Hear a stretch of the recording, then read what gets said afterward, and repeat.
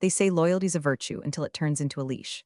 I knew mine had choked me the day I got a company-wide happy retirement Dana email while I was still in the Gotham building. No conversation, no handshake. Just a half-rotted fruit basket and a recycled card signed by people who still thought I worked in procurement. But let's rewind.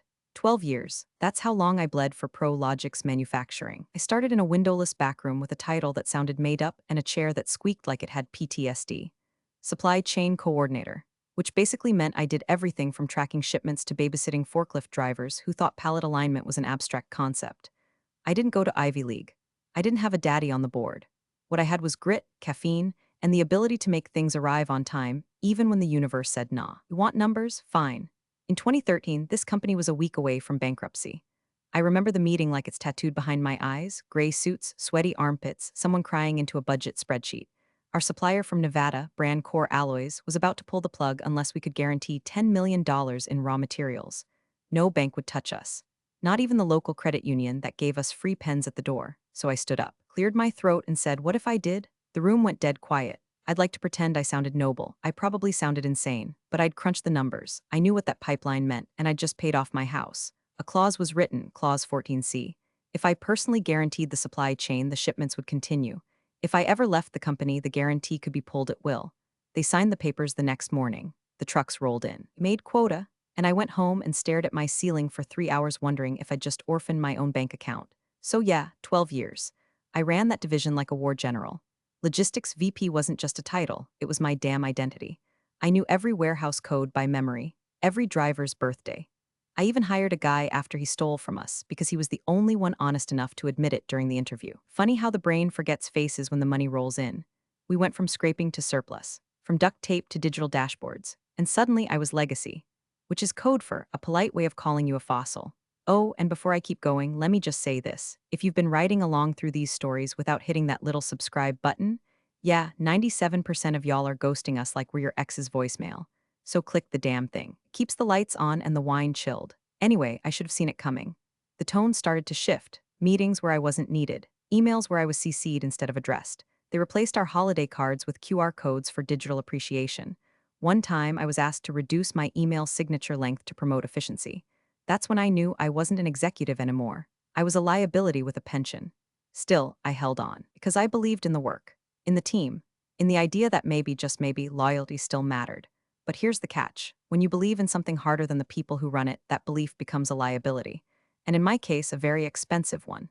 First time I saw him, he was leaning against the breakroom fridge like it owed him money, shiny navy suit, gelled hair you could sand drywall with, and loafers so pristine you'd think they'd never met a sidewalk. He stuck out like a botoxed thumb, said his name was Chad, which already felt like a red flag, and introduced himself with a smile so wide I swear I saw his molars.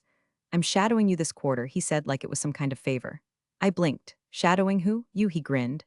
"My uncle thought it'd be good for me to get familiar with logistics before I, scale operations." Ah, that uncle, our new CEO, married into the boardroom like a parasite with a PowerPoint.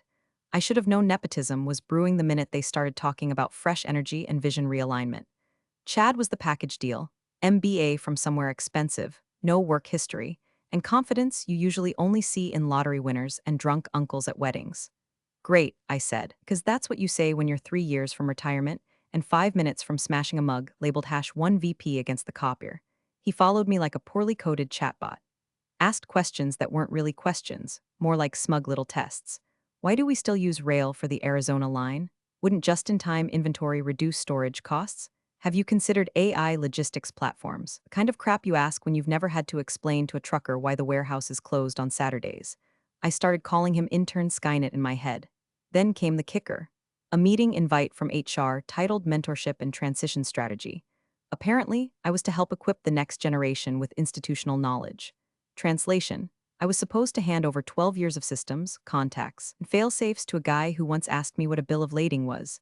I played nice. Showed him the warehouse management dashboard, walked him through the routing software, let him fumble his way through scheduling a shipment and accidentally double-book a flatbed in Fresno, all while I smiled like a kindergarten teacher on muscle relaxers.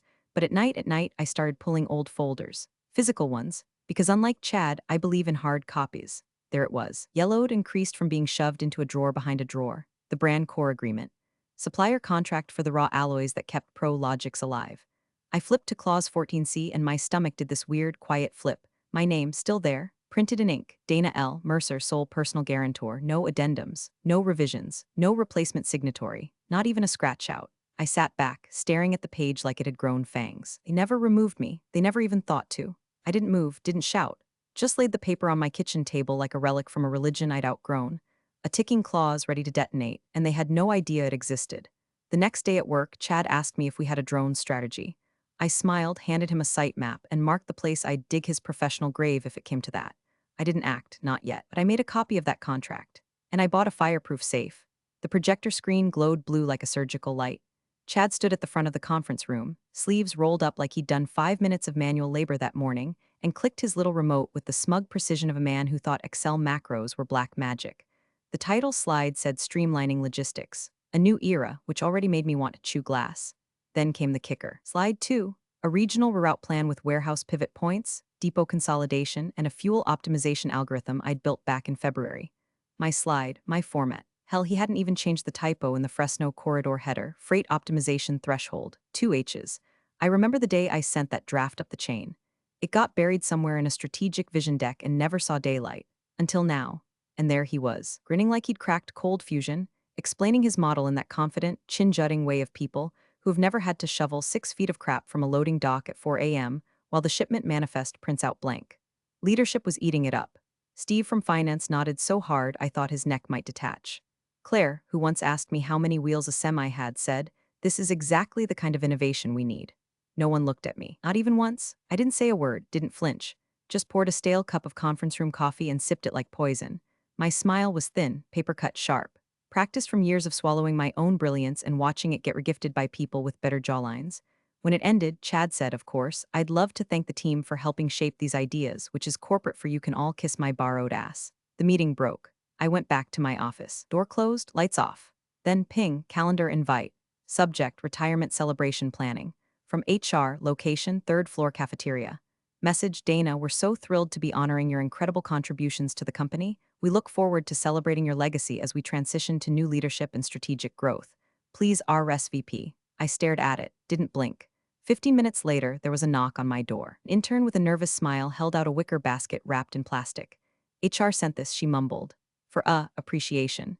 Inside, 3 green apples, a bruised banana, some crackers shaped like leaves, and 1 pear already oozing from the bottom. Like the party, it came a day too early and half a thought too late.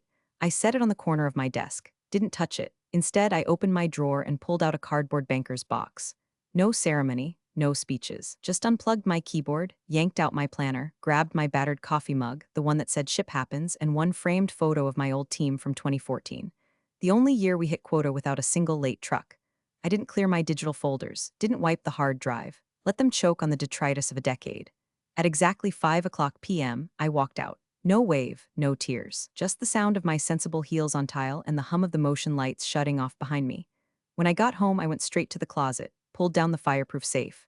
Combination, my daughter's birthday. Inside, the manila folder. The Brandcore contract still crisp and clean despite the world rotting around it like that pear. Clause 14C staring back at me like a patient blade. I laid it on the kitchen table, took out a pen, and began drafting a letter with the kind of calm that only comes after the final insult has been neatly filed under irreversible.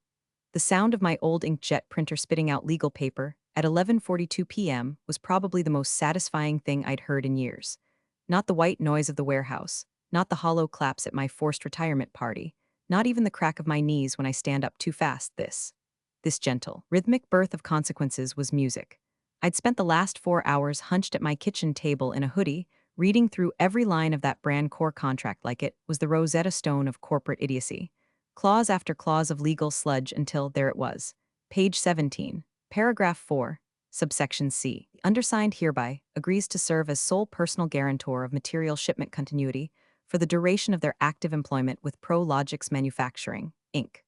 Upon cessation of employment, the undersigned may at will withdraw said guarantee by written notice to Brandcore Alloys, at which point all contractual obligations related to the guarantee shall be deemed null. It was like reading a time capsule written by my younger, sharper, and significantly more cynical self. I remembered the day I added that clause. The company's lawyers didn't even blink, probably too relieved someone was willing to sign anything during that financial nosedive. And now it was a ghost clause.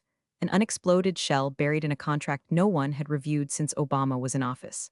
I didn't trust my tired eyes, so I called Lauren. She picked up on the second ring. Still the same no-nonsense cadence she had back in our days at Brattle and Finch. Tell me you're not calling about Chad. Worse, I said. I think I found the detonator. I faxed over the clause. Yes, faxed. Because Lauren insists on hardline communication in case the feds are listening. And honestly, after a bottle of Cabernet, it didn't sound that paranoid. 10 minutes later, my phone buzzed. Jesus Christ, Dana, she said. They didn't just forget this. They never read it. I told her I was thinking of invoking it. She paused for a long moment. If you do, she said, it's going to hit them harder than an SEC audit during bonus season. Good. I opened a blank Word doc. One page, no fluff, just the necessary legalese, direct and clean. To whom it may concern at Brand Core Alloys. This letter serves as formal notice of the immediate withdrawal of personal guarantee as defined in Clause 14C of the Supply Continuity Agreement, dated March 12, 2013, between ProLogix Manufacturing, Inc. and Brand Core Alloys. The undersigned's employment with ProLogix Manufacturing, Inc. ceased on insert date, thereby meeting the conditions of Clause 14C. Effective upon receipt of this notice, all personal obligations related to the aforementioned agreement are hereby rescinded. Regards, Dana L. Mercer. I printed 2 copies, signed one, dated it. Then I slid it into a folder marked pending, tucked it into the safe under my old W-2s and sat back in my chair, staring at the ceiling like it owed me closure. I didn't send it, not yet. See, there's a strange kind of power in the pause before impact. Like the moment you flip the breaker but haven't hit the switch. The silence just before the engine catches fire. Chad thought he was holding the steering wheel. He didn't realize I still owned the brakes. The smell hit me before the music, cheese cubes, bad cologne, and those supermarket roses that look like they've been gaslighting each other in a walk-in cooler. Third floor cafeteria, 2:00 p.m. Folding table covered in Costco pastries and a sad balloon arch that read Happy Trails, like I was being sent off to pasture. I walked in wearing a gray blazer, dark sunglasses, and the kind of stillness that makes people wonder if you're medicated or just done pretending. I wasn't there for the fruit punch. I was there to witness the farce with my own eyes. A few folks clapped when they saw me. Others looked like they'd seen a ghost because, let's be honest, once you're not on payroll, you're just a specter in a pantsuit. I nodded, said nothing. Took a plastic cup of club soda and posted up in the corner like I was supervising my own funeral. Then Chad took the mic. He cleared his throat, flashed his veneers, and started his little obituary. Dana's time here has been monumental. She's a legacy, really. Someone who's been with us through thick and thin, a true team player. Lucky to have learned from her example as we move into a bold new era. I tuned out after that. My brain replaced his voice with the hum of fluorescent lights and the soft thunk of my jaw grinding itself down. Legacy. As in, old software. As in, replaceable. As in, throw it in a museum and call it heritage while you gut everything it built. 15 minutes in, I slipped out without a word. The applause was still fading as the stairwell door clicked shut behind me. At home, I made a grilled cheese, took off the blazer, and watched the sun drip down behind the neighbor's shed like it owed me something. I'd almost managed to forget the party when my phone buzzed. A name I hadn't seen in years. Ronnie, WH Manager 0917. Subject line, heads up. They're rushing production. Just got word from a buddy at the plant. $10M shipment getting fast-tracked for Tuesday. Looks like they're trying to lock in deliveries before Q4. Hope you're enjoying retirement, lol. I didn't reply. Instead, I went to the safe. Pulled the letter, sat at the table, read it one more time, then I called Lauren, send it. You sure? Yes, I said. Let's see how they handle logistics without the glue. She didn't say another word, just hung up to do what she does best, turn paper into panic. And I poured a glass of red, walked onto my back porch, and watched the wind tear through my neighbor's cheap plastic gazebo like fate chewing through ego. They wanted a clean exit. They just didn't check the fine print on the fire door. 3 days later, somewhere on a sun-baked stretch of I-70 just outside Richfield, Utah, a 16-wheeler with $10 million worth of rare alloy slammed to a stop like it hit the invisible wall of corporate karma. Driver said the order was flagged during a routine shipping check. Dispatch told him to pull over and await instructions. He waited and waited. Then the message came through, hold delivery, guarantee withdrawn, do not proceed. That was it. No more context, no explanation. Just 6 words that made the trucker crack open a thermos and cue up some classic rock while the entire Western supply line quietly hemorrhaged into chaos. By noon, the Brand Core client portal was locked. Red letters across the login page read, shipment suspended, client contract breach guarantee terminated. ProLogix's production plant in Reno froze before lunch. By 2:00 p.m., their Illinois facility followed suit.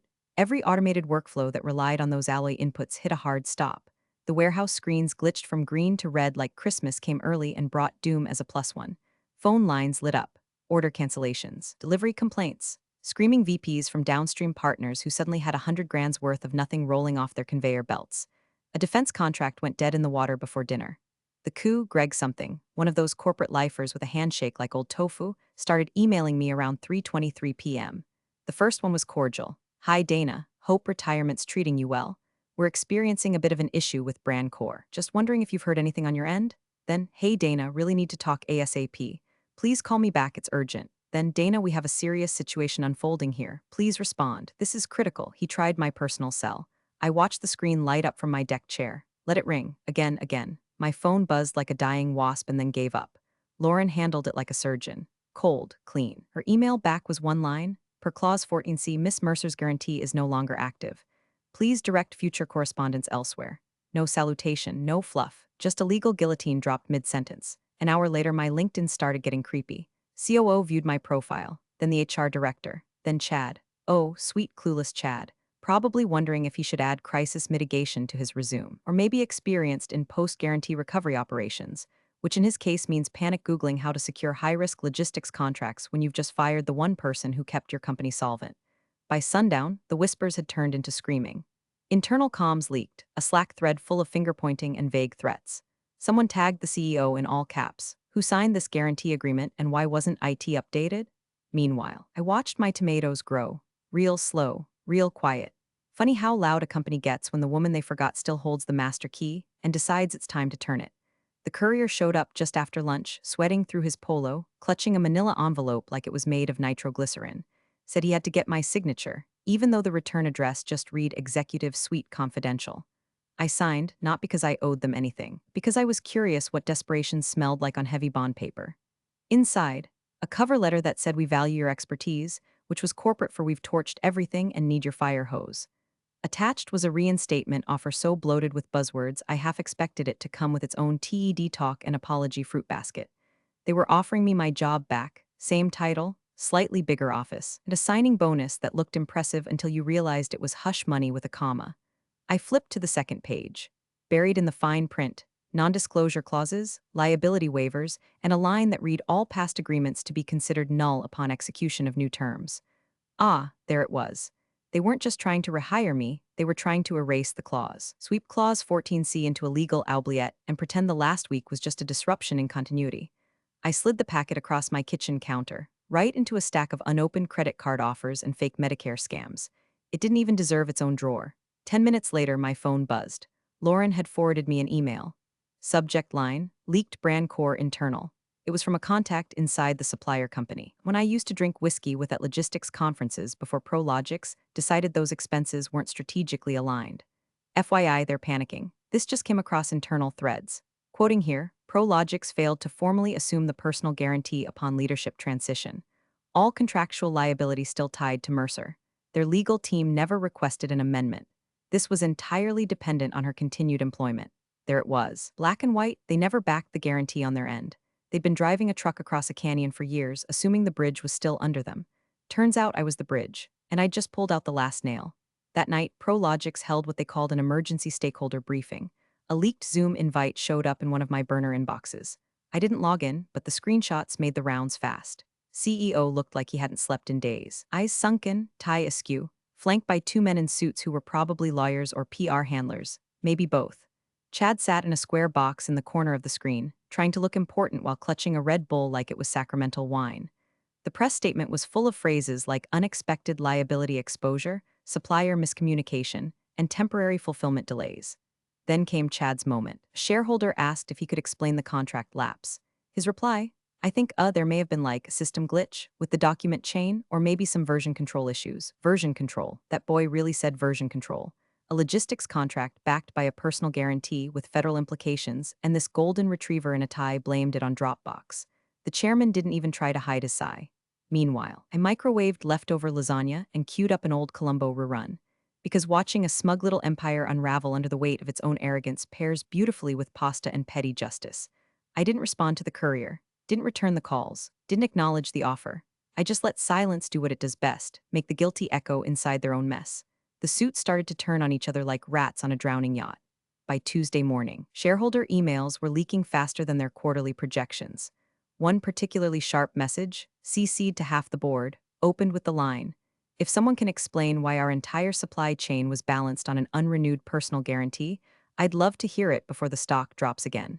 They held another internal call. This one, I didn't need screenshots for. I got the play-by-play from an old assistant who still owed me one from the printer fire of 2017. Apparently, it started calm, ended chaos. One board member, Leela Chang, VP of Capital Investment, and someone who once watched me carry pallets during a blizzard, spoke up near the end. Her voice reportedly cut through the fluff like a bandsaw through butter. I worked with Dana Mercer when she built your logistics architecture out of duct tape and insomnia. If you're telling me the only reason shipments ever moved was because of a clause she buried in a contract to save your asses 10 years ago, I want a full internal audit. Now, silence, followed by a stammered, "We'll take that under advisement." Later that day, Chad's name quietly disappeared from the internal directory. The email alias Chad Hearing Initiative at Prologix.com bounced. Interns whispered he'd been put on leave. Translation, he was escorted out with a box of monogrammed pens and a face full of stunned privilege. I'd feel bad, but I remember the way he smirked when he explained my own ideas back to me like I was a slow child. Around 4:30 that afternoon, my phone rang. Unknown number. I let it go to voicemail, then it rang again. This time, I checked the transcript. "Dana, this is Arthur Mendez, chairman of the board. I was hoping we could speak privately, just to clear the air, and possibly discuss reconciliation options moving forward." I almost laughed, clearing the air, like this was about a misunderstanding over who drank the last Diet Coke in the executive fridge. I didn't call back. Instead, I opened LinkedIn.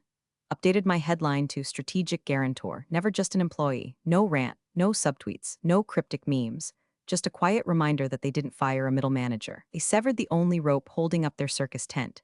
Within an hour, the post had over 900 reactions.